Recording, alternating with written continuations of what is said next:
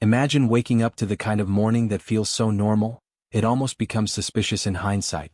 The sun is gentle, the street is quiet, and nothing, absolutely nothing, warns you that by noon your entire life will be turned upside down. That was the kind of morning Orin Franklin had.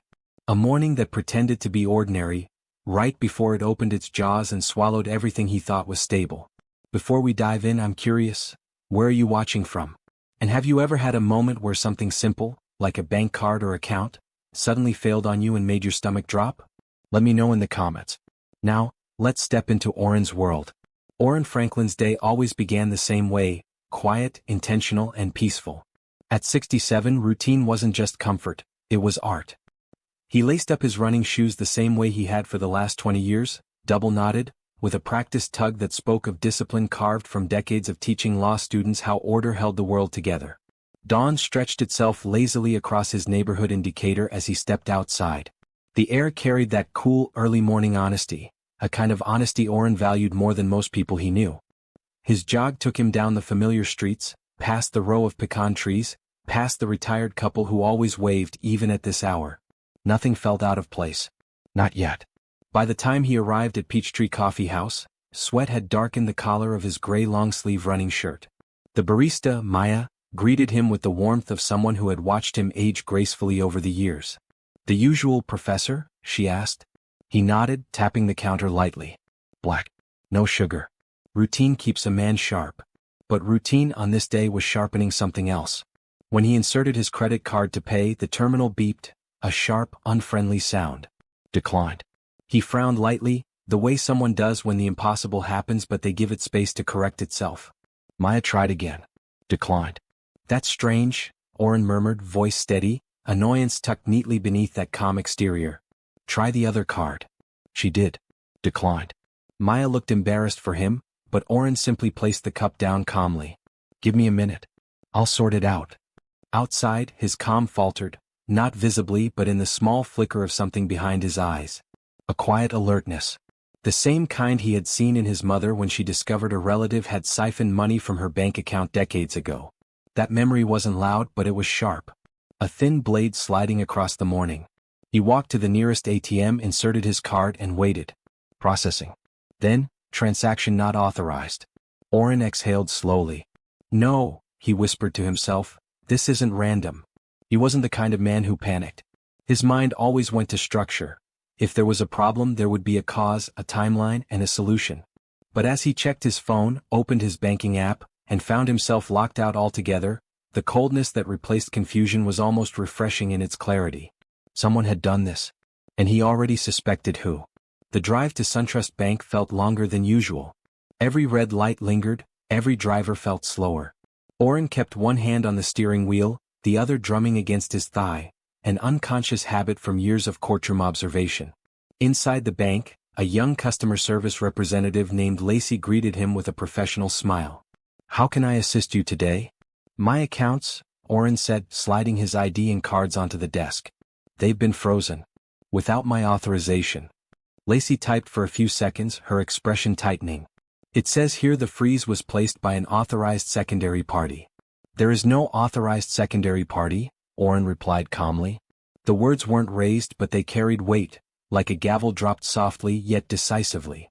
Lacey excused herself to speak with a supervisor. Orin sat there, watching the movements of the bank staff through the glass partitions. Their whispers, their glances, their hesitations. When Lacey returned, her voice held that carefully modulated neutrality people use when they don't want to escalate a situation. "I'm afraid that's all the information we can provide for now. You'll need to file a request for investigation." Orin leaned back slowly. That cold alertness pulsed again through his chest, not panic but recognition. Manipulation wore a familiar shape in his life. And this felt deliberate, personal. "Very well," he said, gathering his documents with controlled precision. "Print everything. Every line of activity. Every timestamp related to this freeze." She nodded quickly and complied. When he stepped outside, SunTrust glass doors closing behind him with a pneumatic sigh, the morning sun no longer felt gentle. It felt harsh, revealing. As he looked at the printed pages in his hand, one name blinked in his mind like a warning light he had ignored too long. Austin. His son. The same son who had asked, no, insisted, on gaining temporary access to certain accounts months earlier under the guise of an emergency. The same son who had grown distant, sharper, colder over the past year. The pieces were sliding into place. He folded the papers carefully, slid them into his leather folder, and walked toward his car with the slow, deliberate steps of a man transitioning, not from confusion to anger but from peace to strategy. The morning had broken. And Orin Franklin, whether he wanted it or not, was now wide awake. The crisp February air brushed against Orin's face as he stepped out of the bank, the folder under his arm growing heavier with each passing second. It wasn't the weight of paper, it was the weight of implications, of unanswered questions, of a truth he could feel circling him but hadn't yet fully seen. Inside SunTrust, the meeting had offered more shadows than clarity. The representative, a young man named Charles, had sat across from him with a rehearsed professionalism. Too rehearsed. Something in the tone didn't sit right with Orin, and after 40 years in academia and law, he knew when someone was trained to hide behind language. The freeze was initiated by an authorized third party, Charles had said, staring a bit too long at the computer screen. Orin had tilted his head slightly. There is no authorized third party. I understand, sir, Charles murmured, but the system is showing. What name? Orin asked. Charles swallowed. I'm not permitted to disclose that without an internal review. The phrase internal review was corporate code for go home and wait quietly. Orin had smiled politely. But inside something sharpened. Back at the desk, Charles had turned the monitor slightly, just enough for Orin to glimpse a red banner flashing across the account status. System freeze, third-party authorization flagged. Orin didn't argue. He didn't raise his voice. He simply lifted his phone and snapped a discrete photo of the screen, then another, angles, timestamps, everything. Evidence wasn't something you reacted with. Evidence was something you collected. Now, outside the bank, he reviewed the images again on his phone. The red banner glared back at him. Someone had called the bank, lied, and pretended to be him. Or pretended to act in his interest. Either way, someone had positioned themselves to take control. Someone who knew his routines. Someone who had reason to believe Orin wouldn't notice immediately. Someone close. The drive home was quiet, but his thoughts were not. He kept replaying that moment in January. Austin, sitting across from him at the kitchen table, pretending to make casual conversation. The late afternoon sunlight had caught the gold tint in Austin's hair, the same shade Orin himself had in his 30s. It should have felt familiar. Comforting.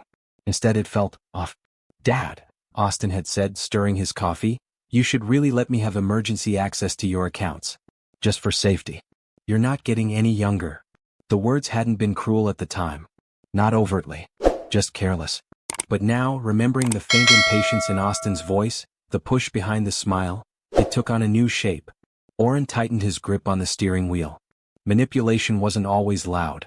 Sometimes it tiptoed in wearing concern as a disguise. He turned into the long road that led toward his neighborhood, but instead of going straight home, he made a sharp right toward Maple Ridge Drive. He didn't even think about it, his instincts simply pulled him there. Austin's rental house, blue shutters, long driveway, 2 oak trees guarding the porch, came into view. Orin parked a few houses down, far enough not to be noticed. From the outside, the home looked peaceful, unbothered. A car sat in the driveway. Velma's. Austin wasn't home yet. Orin recognized his son's dented silver Accord too easily. But it wasn't the empty driveway that made Orin's jaw tighten. It was the fact that Austin had no idea this house belonged to the Orin Franklin Trust. That for 2 years he had been living on his father's generosity, a generosity he now weaponized. Orin watched the house in silence, the ticking of his car's cooling engine the only sound in the stillness. There had always been tension between him and Austin. Not violent, not loud, but constant. A subtle friction, like two stones grinding against each other without ever fitting together. Austin had grown up wanting something Orin never understood: status, recognition, shortcuts. While Orin lived by order and integrity, Austin lived by improvisation and ambition. An ambition Orin knew too well was a blade. Useful or dangerous depending on who held it. He remembered one Thanksgiving. Velma asking about his retirement accounts, her tone falsely innocent. So, Daddy Orin, she'd said, you must have a nice cushion for your age, right? Dividend investments and all that. Austin says you've been simplifying things. That's smart. Austin had looked down at his plate then. Almost guilty. Almost. Orin hadn't thought much of it then. Now, it felt like the beginning of something planned. Something deliberate. He sat back in his seat, letting the truth settle. Austin had positioned himself. Slowly. Quietly. Like someone marking territory long before the strike. His phone buzzed. A notification from SunTrust. Request received. Investigation initiated. 72 hours required. Orin exhaled through his nose, slow and steady. He didn't need 72 hours. He already knew. This wasn't a glitch. This wasn't a misunderstanding. This was a setup. A careful one. A calculated one. And the moment he saw the house he owned, occupied by the son who now sabotaged him, something inside him cracked. Not loudly. Not dramatically. Just enough for suspicion to stop being a passing thought, and become the truth he could no longer ignore. He put the car back into drive and headed home. Trust, he realized, wasn't broken in a single moment. It eroded. And this was the first crumble he finally saw for what it was. The house felt too quiet that evening. Not peaceful, hollow. Orin sat at his dining table, the documents from SunTrust spread before him like puzzle pieces that refused to lie. The winter sun had already slipped behind the horizon, leaving the room washed in soft gold from a single lamp on the counter. He'd been staring at the same line for almost 10 minutes, not reading it, just existing there, suspended between suspicion and certainty. The clock above the fridge clicked to 7 p.m. And then his phone rang. Austin. The name glowed on the screen with a brightness that felt almost mocking. For a moment, Orin simply watched it, thumb hovering just above the answer icon. He knew, deep in his bones, that whatever waited on that call would change the shape of things. Change the feel of fatherhood. Change the definition of family. He answered. Dad. Austin's voice burst through the line, too loud, too bright, dripping with a kind of glee that didn't belong to anything good. Orin didn't respond. He let the silence sit, his phone already set to record. George's one-party consent law stood quietly on his side. You been out today? Austin asked, words bouncing with a sick excitement. Tried to buy anything? Coffee? Gas? Something small? Orin said nothing. Silence could be a scalpel. Austin laughed, a sharp, youthful sound, completely unaware of how ugly it had become. Yeah, I know you did. I know because I blocked everything. Every single one of your cards. He paused as if waiting for a reaction, a gasp, a plea. Orin gave him none. You're probably confused, Austin continued, voice tightening with frustration at the lack of response. But don't be. I did it. I shut it all down. All your access. All your accounts. Everything. You don't get to spend a dime unless I say so. Orin closed his eyes for a moment. His chest didn't tighten. It hollowed. Anger wasn't his first instinct. Grief was. Austin wasn't finished. See, Dad, you think you're still in control. You think you're still the big professor, the big name, the one calling the shots. He scoffed. But you're old. You're slipping. Somebody has to take over eventually. Orin finally spoke, voice calm, steady, devastatingly measured. And that someone is you? It should have been, Austin snapped. It should be. But you don't trust me. You never trusted me. His breath hitched with bitterness. So I took what you wouldn't give. You froze my accounts, Orin said softly, more observation than accusation. Yeah, Austin breathed proud. And now, if you want something as simple as a loaf of bread, you'll have to ask me. Beg me. Maybe then you'll finally understand who has the power here. The word power hit the room like a hammer. Power. That was the center of it. Not protection. Not concern. Not love. Control. Austin had been waiting for this moment. Practicing it. Enjoying it. Orin's fingers curled slightly on the table, not in anger but in mourning. The boy he raised, this wasn't him. But it was. Maybe it had been for a long time. Austin, he said quietly, you understand what you've done? Oh, I understand perfectly. I just want you to understand who's running things now. And then, before Orin could reply, Austin added in a voice twisted with triumph. You're nothing without access. Without me. The line stayed silent for 3 long seconds. Then Austin hung up. The click echoed through the room like the closing of a vault. Like the end of something sacred. Orin set the phone down gently. He didn't exhale. He didn't move. He simply stared at the wood grain of the table, following its lines with an unfocused gaze. His heartbeat wasn't fast. It was slow, heavy, filled with the weight of revelations that could no longer be softened by denial. He replayed the call in his head. Every word. Every laugh. Every note of delight in his son's voice as he bragged about crippling him financially. The cruelty wasn't subtle. It was bare. Intentional. And intentional wounds, they cut differently. For the first time, Orin allowed himself to whisper the truth he had been trying to avoid. So this is where we are. The sentence trembled, not from fear but from heartbreak. This wasn't a misunderstanding. This wasn't a mistake. This wasn't a moment of frustration or misjudgment. This was betrayal. Complete. Deliberate. Unmasked. He leaned back slowly in his chair. His eyes began to sting, not with tears but with the realization that fatherhood as he had lived it had just ended. In its place stood something colder. Sharper. Something that required clarity, not emotion. Shock dulled into grief. Grief hardened into resolve. Orin reached for the folder on the table, flipped to the page with SunTrust's freeze notice, and slid the printed screenshot from his phone next to it. Evidence. Proof. A trail. A beginning. His voice, when he finally spoke again, even though no one was there to hear it, was steady and almost frightening in its calm. You've drawn the line, son. And now, I have to stand on the other side of it. The night around him felt heavier. But Orin? He felt clearer than he had in years. Because this wasn't just a personal betrayal anymore. This was a case. And he knew exactly how to build one. The dining table, once a quiet place for morning tea and Sunday papers, had transformed into something else entirely. An operations desk, a war room, a courtroom laid flat in wood and paper. Orin stood over it, shoulders squared, jaw set in a way that hadn't appeared on his face since his last year teaching at Emory. The documents he'd collected lay across the surface like fragments of a broken timeline. Bank statements, printed screenshots, legal notices, property deeds, lease agreements. The scattered pieces of a betrayal he could no longer excuse, soften, or reinterpret. He picked up the Maple Ridge Drive lease, the thin packet he'd signed 2 years ago, the one that had felt like an act of love at the time. Austin's name was right there on page 1, neat handwriting pressed into the landlord line. But above it, in the header, sat the truth Austin had never bothered to absorb. Orin Franklin Trust, property owner. The house was his. Every square foot. Austin had never paid rent.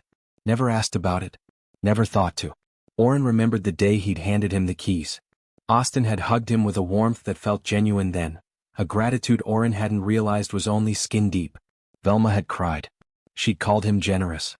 Called him dad. Now thinking back, that memory felt staged. Painted.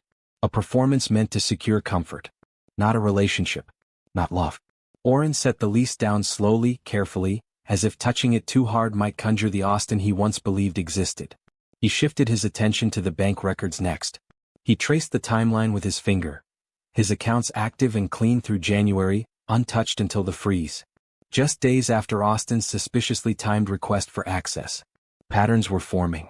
Not emotional ones, legal ones. This was a case. And cases required structure. He pulled a yellow legal pad from the drawer and drew 3 columns with a firm, straight line. Evidence, timeline, actions. Under evidence he listed. Recorded call, February 26, 7:03 p.m.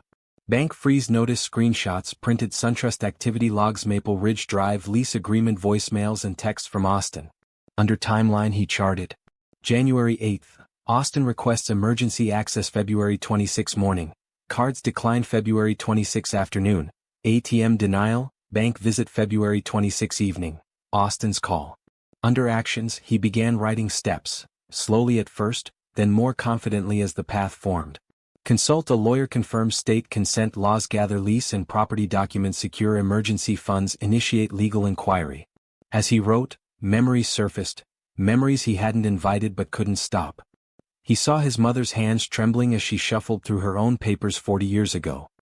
He was just a boy then, peeking from the staircase as she confronted a cousin who had siphoned money from her account. You watch people carefully, she told Orin that night. Because sometimes the people who love you will still harm you, just slower. He felt her presence again now, not haunting but guiding. Her strength was in his spine. Her precision was in his fingers. Orin took a deep breath, steadied himself and reached for his phone. There was one person he trusted for this. One student who had grown into a respected attorney. He dialed. Logan Grant, came the crisp voice on the other end. Logan, Orin said. It's Orin Franklin. A pause, then warm recognition. Professor. How are you? I need a consultation. A hypothetical one. He could practically hear Logan raising an eyebrow. Hypothetical, huh? What's the topic? Elder financial exploitation, Orin replied. And tenant law. Specifically regarding a property owned by an individual's trust. currently occupied by a family member. Logan exhaled softly. Not judgment. Understanding. Sir, with respect, hypotheticals usually don't start this detailed. Orin didn't respond. Silence was enough confirmation. Okay, Logan continued, shifting into professional mode. Tell me what you need to know. Orin explained only the legal framework, never admitting emotional involvement. He detailed the account freeze, the impersonation, the unauthorized action, the recorded call, and the tenant situation. Logan listened without interrupting, the way Orin had taught him years ago. When Orin finished, Logan spoke carefully. First, Georgia's one-party consent law means your recording is admissible. Claim. No question. Orin wrote it down. Second, what you described fits multiple categories of elder financial exploitation: fraud, coercion, impersonation, attempted control of assets. Even without direct theft, the intent is prosecutable. Another note. Third, if the tenant is on a month-to-month lease, the landlord, hypothetically, can terminate that lease with a 60-day notice. No violation needed. Just proper documentation. Orin knew that part already, but hearing it confirmed steadied something inside him. Logan, he said quietly, thank you. Professor, Logan replied, voice gentler now, if this isn't hypothetical. I'm sorry. And whatever you need, I'm here. Orin didn't answer that part. Couldn't? Not yet. After the call, the house felt different again, not hollow, not heavy. Focused, like a mind sharpening itself through paper and ink. He moved slowly around the table, organizing each document into clear stacks, labeling everything with a meticulousness that bordered on ritual. Grief had not vanished. It had simply stepped aside long enough for discipline to take over. By the time he finished, the columns on his legal pad formed a clear path. A plan. A response. Not vengeance, procedure. Order. Justice. As he collected the papers and placed them into a binder, he whispered to himself, not in anger, not in despair, but in certainty. This is no longer personal. This is legal. He turned off the dining room light, the table now clean, the plan set. And as he walked down the hallway, he felt something old and powerful returning to him. Not fatherhood, not grief, but purpose. And if you've been following along so far, let me know where you're watching from and whether you've ever been pushed to shift from emotion into strategy. I'm reading every story you share. Orin Wakefield rose before dawn, not out of anxiety but out of discipline. The old ache of betrayal still lived in his chest, but it no longer dictated his actions. Today he wasn't a father reeling from heartbreak. He was a strategist reclaiming his ground, one measured step at a time. The neighborhood was silent when he stepped outside. Dew clung to the lawn, and the air carried the faint metallic scent of morning. He walked down the driveway slowly, keys in hand, mentally reviewing the order of operations he had drafted the night before. Every action had to be clean, precise, documented. At 7:03 a.m., he entered Meridian Federal Credit Union, the small brick building tucked beside the Cobb County Library. It was intentionally off his usual route, and intentionally not SunTrust. The lobby was quiet except for the soft clicking of keyboards and the low hum of a coffee machine. A young banker with attentive eyes approached him. Good morning, sir. How can we assist you today? I'd like to open an account, Orin replied. New checking. No linked cards. No online access until I activate it. The banker blinked, mildly surprised, but nodded. Of course. As they went through the forms, Orin kept his voice calm, his face neutral. He had already made the mental shift into what Logan, the student he'd consulted yesterday, would have called protect and contain mode. Elder exploitation cases were rarely about the money. They were about access. Whoever controlled access controlled the narrative. By 7:46 a.m. he walked out with a new account, new tools, and 0 digital footprints connected to Austin. The first brick in the wall was laid. Next came the police report. The Cobb County precinct buzzed with the dull rhythm of routine calls, traffic disputes, noise complaints, the occasional lost dog. Orin waited patiently in the lobby chair, hands folded over the manila folder he had prepared. Inside were printouts of the freeze notices he photographed, call logs, and the early outline of a timeline. A patrol officer finally waved him over. Sir, what can we help you with today? This is a preliminary report, Orin said, sliding the folder onto the desk. Possible financial exploitation. No immediate danger. But I need a time-stamped record. The officer flipped through the documents. Are you pursuing charges? Not at this moment. The officer nodded, typing steadily. We can file this as informational. If you choose to escalate later, This will help establish pattern and timeline. Pattern and timeline. Two words that settled firmly into Orin's mind. They were the bones of every case he had ever taught, every lecture on criminal process, every seminar on how evidence whispered louder than people. When the report was finalized and stamped, Orin thanked the officer and stepped outside. The sun was higher now, warming the pavement beneath his shoes. He took a slow breath. Another step complete. From the precinct parking lot, he called Horizon Property Management. "Good morning, Horizon. This is Rebecca speaking." "Hello, Rebecca. My name is Orin Wakefield. I'm calling about a property you manage for me on Maple Ridge Drive." There was clicking in the background, then, "Yes, Mr. Wakefield, I have the file. Month-to-month lease, currently occupied. How can we assist?" "I need to initiate an eviction process." There was a brief pause, professional, polite, but perceptible. "Understood. Is this for non-payment or standard notice?" "Standard. 60-day notice, effective immediately." "All right. We'll prepare the documents and send them for your signature today." "Thank you," Orin said. "Please ensure the language matches Georgia statute. I don't want any ambiguities." "Of course, Mr. Wakefield." When the call ended, Orin sat quietly in his car, staring at the windshield. The street ahead shimmered in the heat. He could almost picture Austin waking up in the Maple Ridge house, the same house Orin had purchased for him, maintained for him, paid taxes on for him, completely unaware that the soil beneath his feet was shifting. It wasn't triumph that Orin felt. Not even satisfaction. It was an austere acceptance. A grim balance.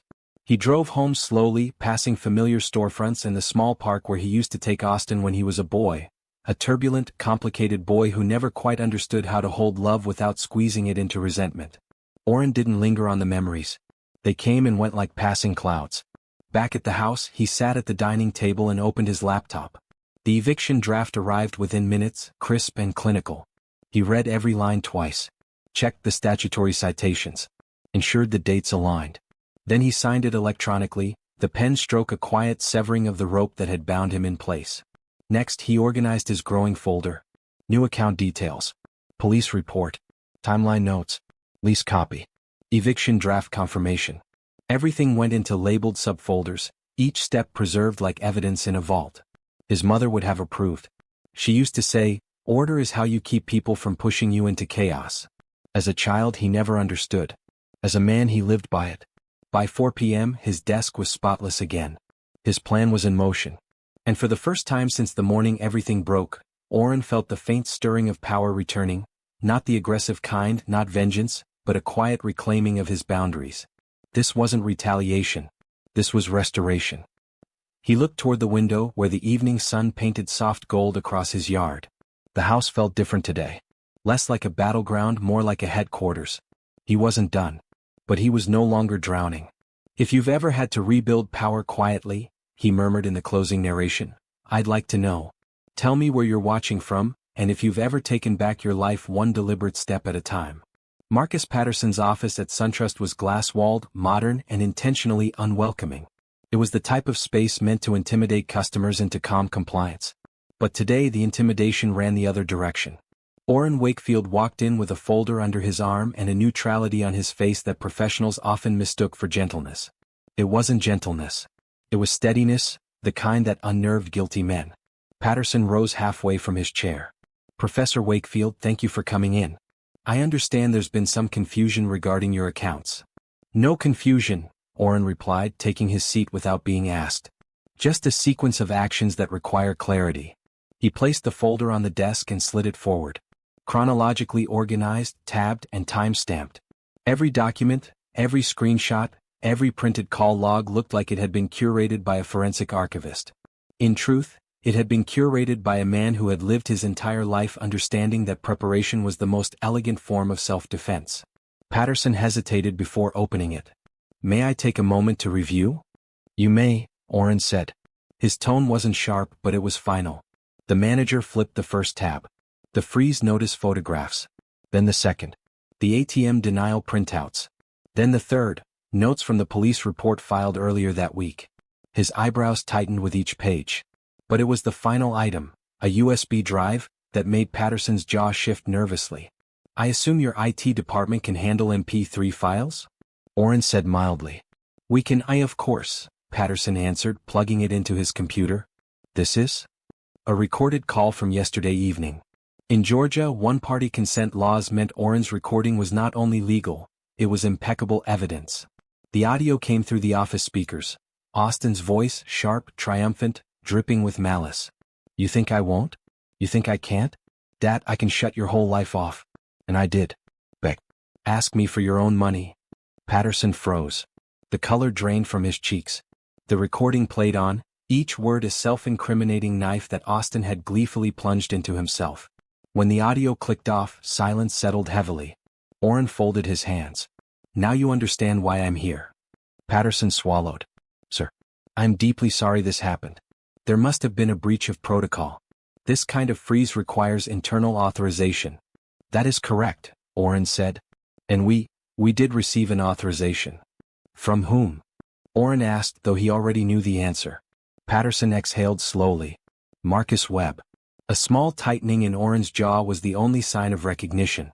Webb, a mid-level employee with just enough access to be dangerous and just enough immaturity to be manipulated. More importantly, he was Austin's longtime friend. The same friend who had been at the graduation dinner. The same one Orin had once slipped cash to because he didn't want Austin's friends to feel less than. Patterson closed the folder. We'll begin an internal investigation immediately. I can tell you already this is a violation of multiple federal and state regulations. I'll need to speak with compliance, but... You'll terminate him, Orin said, finishing the sentence calmly. Patterson didn't argue. He simply nodded, ashamed. Keep me updated, Orin said as he stood, and restore my accounts. They'll be fully operational within the hour. Good. Orin offered a courteous, precise smile, the kind that conveyed both civility and distance. I appreciate your cooperation. As Orin walked out of the bank, he felt no triumph. Only motion. Forward, steady, purposeful motion. The conflict was fully alive now, and he could feel the fracture lines spreading through the people who had conspired against him. By 3 p.m., he received the official call confirming what he already expected. Mr. Wakefield, Patterson said, voice tight, Marcus Webb has been terminated. Security escorted him out. Thank you, Orin replied. The manager hesitated. He admitted Austin influenced him. I assumed as much. Orin ended the call. No anger. No satisfaction. Only acknowledgement. The phone rang again an hour later. Austin. The caller ID lit up like a warning flare. Orin answered. Yes. What did you do? Austin hissed immediately. Do you understand what's happening? You're ruining people's lives. Orin leaned back in his chair, gaze drifting to the quiet backyard. Actions have consequences, Austin.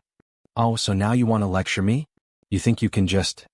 I didn't have to do anything, Orin said, cutting him off with a calmness that made Austin's fury burn hotter. You created this. You're unbelievable, Austin spat. You think you can just take my home? My accounts?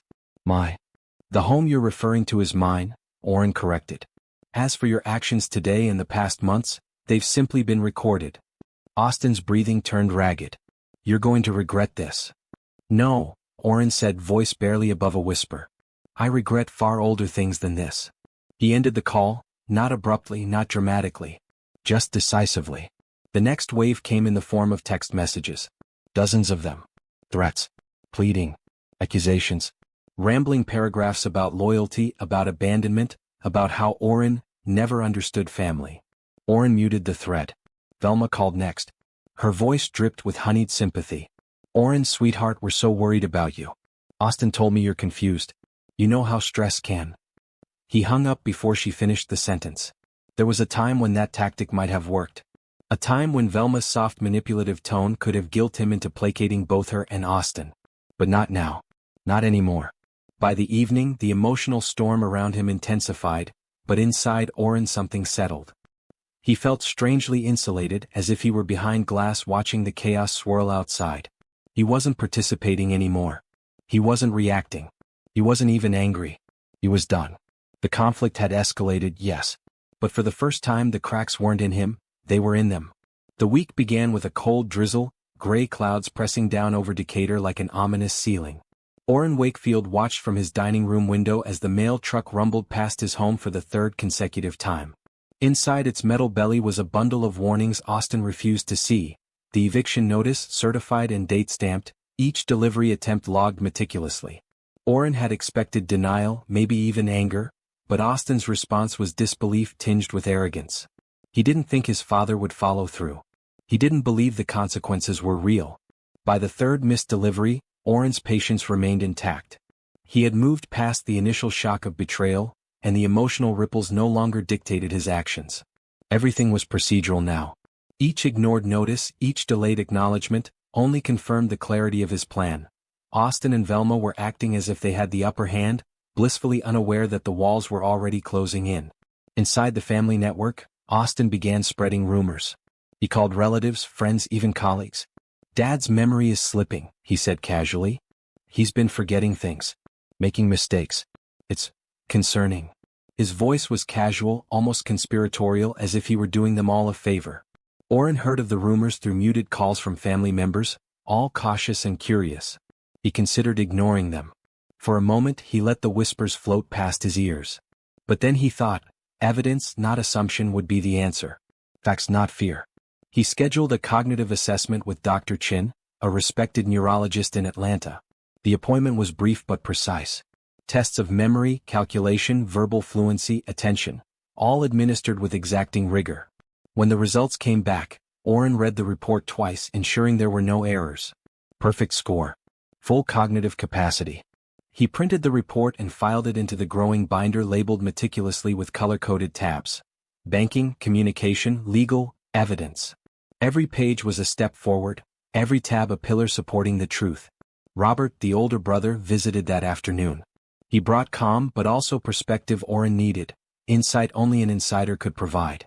"Austin's always felt overshadowed," Robert said quietly over tea. "Ever since childhood. Every honor, every praise, it was never for him. Always you, Dad." He paused, staring at the steam rising from his cup. "He's jealous. Bitter.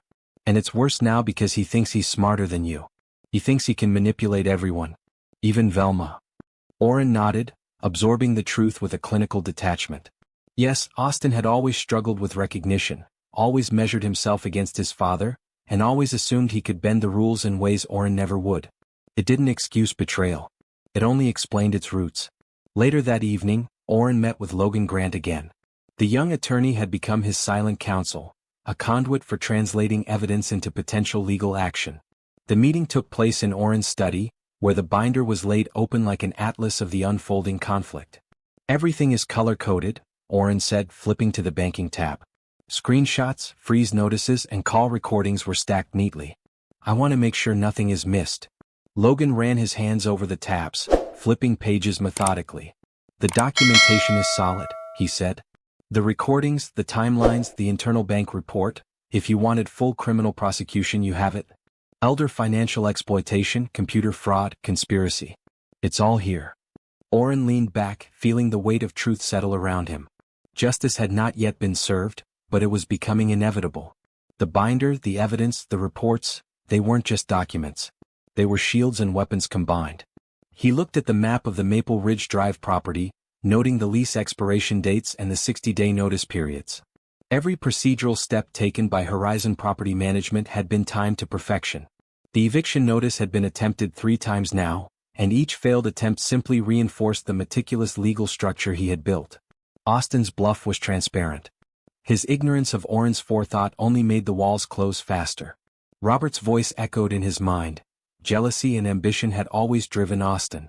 The fatherly disappointment that once softened Orin's response had hardened into strategy. Gone were the moments of pleading, the brief hesitation between action and consequence. In its place was methodical determination. "Dad," Robert said, breaking the silence, "he doesn't see it coming." "Not yet. But you've built a fortress around yourself. It's only a matter of time." Orin allowed a small, measured smile. Not satisfaction, he felt too many shades of grief for that, but acknowledgement of reality. Austin had finally exposed his true nature, Velma had chosen to follow, and the rumors in the family network were now neutralized by the objective evidence he possessed. As the sun dipped below the horizon, casting the study in amber light, Orin closed the binder gently. The pages contained not only the proof of betrayal but also the blueprint for the next steps: law enforcement involvement, property repossession, and the possibility of criminal proceedings. In that quiet moment, Orin realized the heartbreak he had carried was transforming. It was no longer sharp, corrosive grief. It had evolved into something harder: grit, focus, preparedness, the kind that allowed a man to stand unmoved as the world tried to tell him he was weak. He glanced out the window toward Maple Ridge Drive, picturing the family inside, ignoring the legal reality slowly creeping into their lives. The walls were closing in, silently, precisely, inexorably. And he felt, for the first time in weeks, a sense of clarity. Not triumph, not joy, but a resolute understanding that truth, evidence, and patience would ultimately expose what lies and deceit could not conceal. If you've ever had to gather proof to protect yourself, or watched a lie unravel slowly around someone you know, share where you're watching from in the comments and what steps you took, or wish you had taken, to ensure the truth came to light. The morning sun hit Maple Ridge Drive unevenly, slipping past the oak trees and painting the quiet street in pale gold. Inside the blue-shuttered house, Orin Frank finally noticed the stack of certified mail that had been sitting ignored for weeks. The envelope that had carried warnings, deadlines, and legal authority now glared at him like a final summons. He picked it up with a trembling hand, noting the postmark, the dates, the official markings he had brushed off in arrogance. For a moment he stared at it, disbelief twisting his features. The reality he had refused to acknowledge for months was now concrete. At precisely 7:35 a.m., he called Orin. His voice was thin, sharp, urgent, a mix of panic and indignation. "Eviction? What do you mean? We have 3 days." Orin's tone was calm, measured, devastating in its neutrality. "You had 60, he replied, voice even, almost clinical. "You received the notice. You ignored it. Procedural timelines are not subject to opinion or emotion." Austin's words stumbled out in a tangle of pleading and accusation. "Dad, you can't do this. This is unfair. We've been here, Your interpretation of fairness," Orin interrupted softly, "does not override the law. Nor does it erase the choices you made, the actions you took, or the manipulation you attempted. You were given notice repeatedly. You were advised. You ignored it." There was a pause.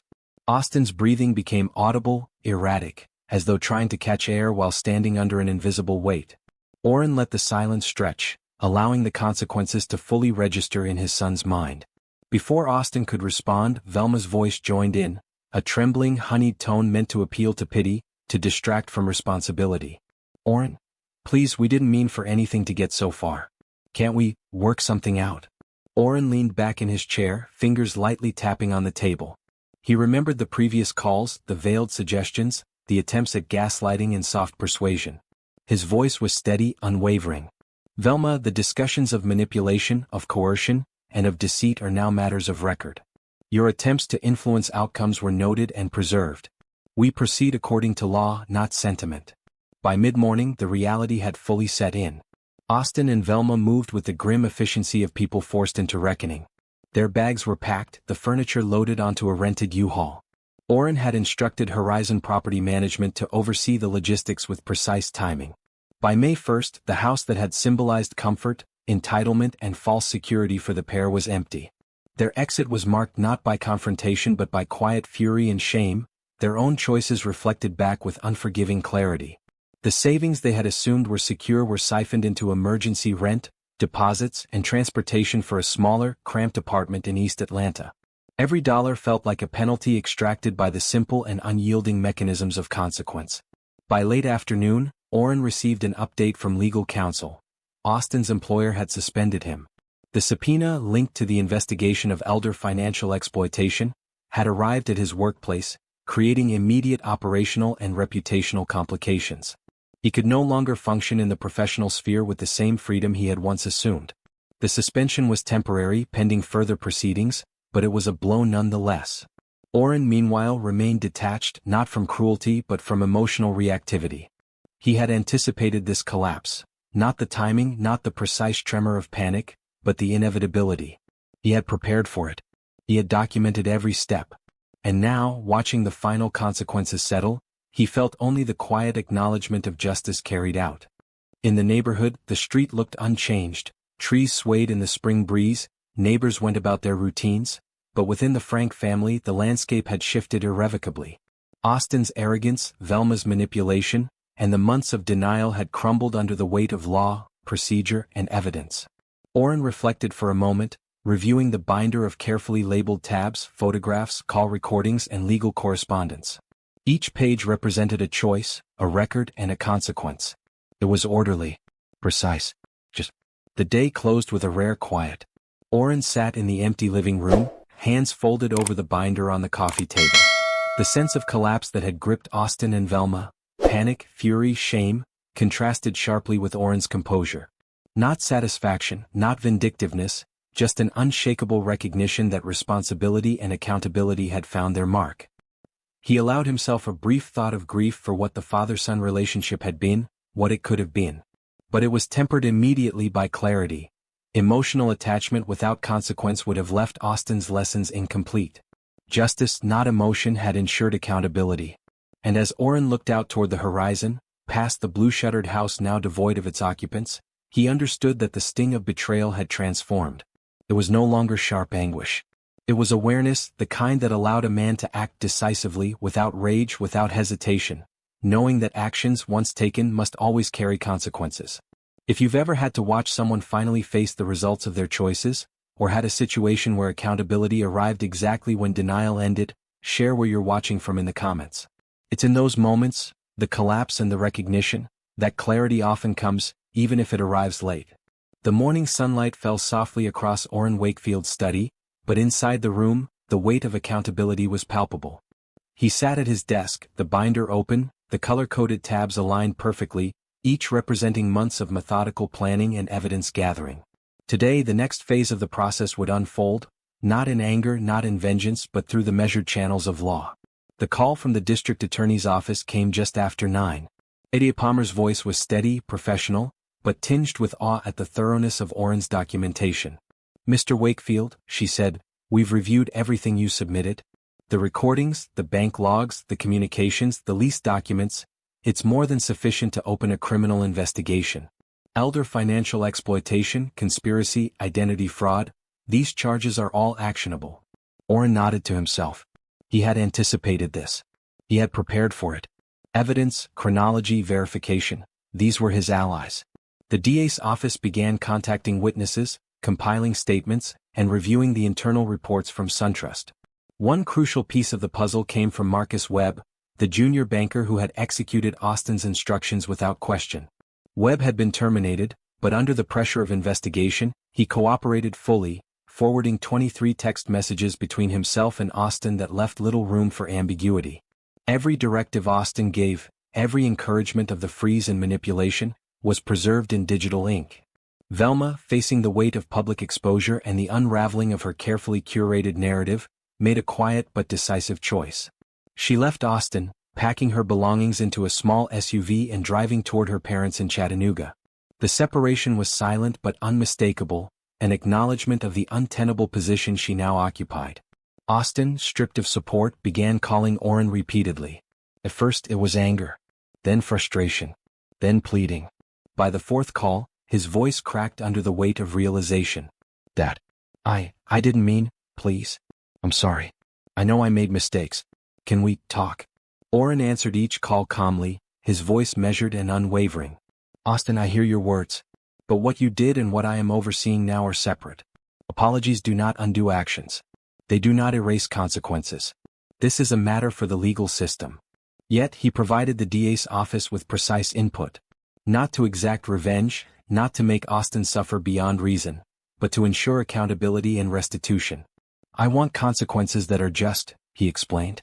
"Restitution, a structured path to responsibility, oversight, and an understanding of the damage caused. I do not seek prison time, but I do seek accountability." The legal proceedings moved forward efficiently. Evidence, meticulously documented over months, formed the backbone of the case. The recorded call, the text messages, the bank logs, and the lease documentation collectively painted a clear narrative of intentional exploitation. The DA appreciated Orin's organization and clarity. Most people came with anger, emotion, or incomplete accounts. Orin came with strategy, precision, and truth. Austin's demeanor shifted as he realized that manipulation, threats, and deceit could not shield him from the consequences. His initial defiance had been replaced by desperation, then resignation. The law, impartial and structured, now held him accountable in ways Orin had known from the beginning. In court, the case moved with deliberate speed. Webb, facing his own minor charges of negligence and facilitation, accepted a plea agreement, 18 months probation, a fine, and a ban from employment in any financial sector roles requiring fiduciary responsibility. The plea spared him prison but enforced meaningful consequences. Austin, recognizing the overwhelming evidence and the futility of denial, pled guilty. The judge, Judge Warren, acknowledged the severity of the actions but also noted Orin's request for measured justice. The sentence, 2 years probation, 200 hours of community service at a senior center, and $15,000 in restitution to Orin's accounts.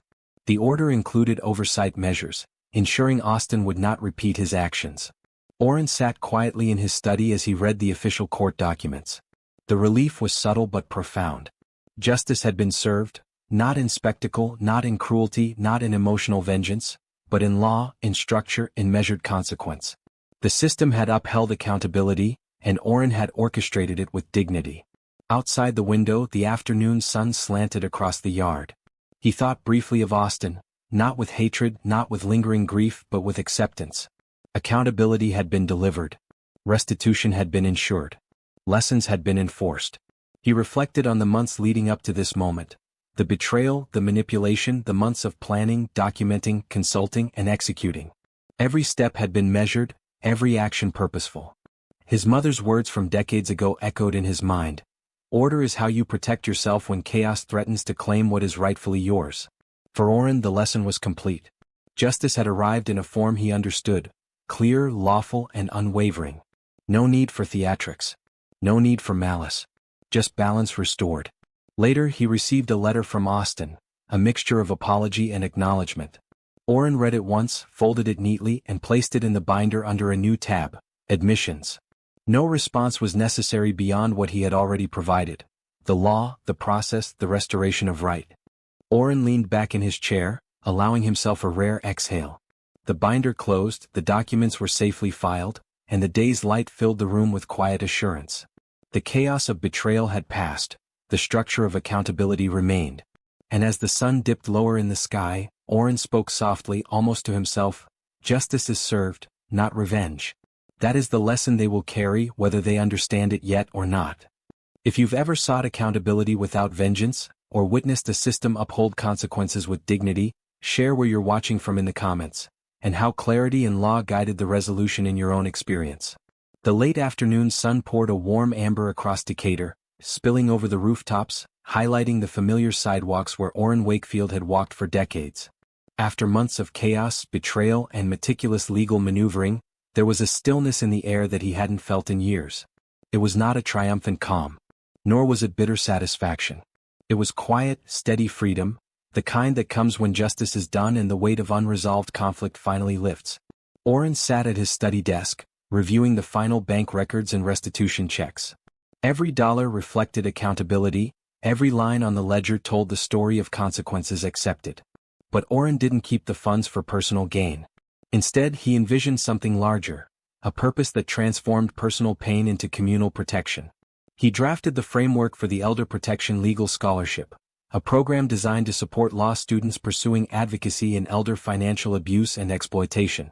He emailed the university administration the proposal. Within weeks, the university matched his endowment, raising the fund to a total of $30,000. Orin felt a quiet satisfaction in knowing that the struggle he had endured would ripple outward, empowering future lawyers to protect those who could not protect themselves. The scholarship was not revenge, it was transformation, turning betrayal into opportunity, injustice into education. Next, he made a decision that had been difficult but necessary: selling the Maple Ridge Drive house. The property had symbolized many things over the years: generosity, family, trust. But it had also become a monument to deceit and manipulation. Its walls carried memories too sharp to retain. He listed it, coordinated showings, and watched as new owners moved in, taking over the space that had once been home to his son's entitlement. He felt no bitterness, only relief, a sense of closure that words alone could not convey. With the house sold and the scholarship established, Orin turned his attention to community engagement. He began organizing workshops for local seniors, focusing on financial protection, documentation, and establishing personal boundaries. Each session was deliberate, structured, and accessible, offering attendees practical strategies to prevent exploitation. As he spoke, he saw eyes light up with understanding, heard sighs of relief as knowledge replaced anxiety, and sensed the empowerment that came from preparation. This was Orin's quiet victory, teaching others to navigate a world that often preyed on vulnerability. Then a letter arrived. The handwriting was familiar, Austin's. Orin opened it carefully. Austin described changes he claimed to be making through community service, reflection, and the probation process. There was an attempt at accountability, a hint of remorse, and a tentative hope that he could rebuild his life with integrity. Orin read it twice, noting the sincerity but also understanding the limits of what could be repaired. He sat back, pen in hand, and wrote a measured response. Not long. Not accusatory. Not apologetic for himself. Just a few lines, wishing Austin a better life, hoping the lessons were truly absorbed, but maintaining the distance that months of betrayal had necessitated. He sealed the envelope, a final acknowledgement without invitation. Peace, he reminded himself, did not require reconciliation. Healing did not mean forgetting. Evening fell and Orin stepped outside for a walk. The street was quiet, the air carrying the faint scent of spring blooms. The sun touched the horizon in muted gold and rose hues, shadows stretching across the pavement. He walked slowly, deliberately, past neighbors returning home, children laughing in yards, cars gliding along familiar routes. Each step was measured, free from fear or bitterness, yet full of awareness. A man who had endured betrayal faced it with precision and emerged intact. As he passed the corner where he used to jog each morning, Orin paused, looking down the street. The quiet neighborhood seemed unchanged, yet he felt the world differently now. He had reclaimed his boundaries, documented truth, and ensured accountability. He had faced deceit and manipulation without succumbing to anger, and he had reshaped his life with dignity intact. He inhaled deeply, the cool evening air filling his lungs, and exhaled slowly. The shadows lengthened, stretching across the sidewalks, and he continued walking toward home. There was no rush, no desire to prove anything to anyone. Just the steady rhythm of a man at peace with himself, his choices, and the world around him. Orin understood that life would always carry the potential for betrayal, disappointment, and pain. But he also knew that the lessons learned, the meticulous documentation, the strategic patience, the legal clarity, would serve as armor for the years ahead. He had transformed hardship into purpose, despair into proactive protection, and loss into legacy. As he returned home, Orin looked at the sun dipping below the trees. The sky was a canvas of muted reds and golds, quiet and expansive. He smiled faintly, a private acknowledgement of endurance and clarity. Not triumph. Not vengeance. Just the profound calm of justice executed and boundaries restored. The day faded into dusk. Orin closed the door behind him and glanced at the binder on his desk, the letters, the scholarship notes, the carefully archived records. Everything was in place. Everything had meaning. Everything had purpose. And as the last light disappeared over the horizon, he whispered to himself, almost as if sharing it with the street, the neighborhood, and anyone watching from afar, this is how life returns to balance. This is how dignity survives betrayal. If you've followed Orin's journey to the end, take a moment to reflect on your own experiences with accountability, resilience, and rebuilding. Share where you're watching from in the comments and let this close as the final note of our story. Thank you for being here with him.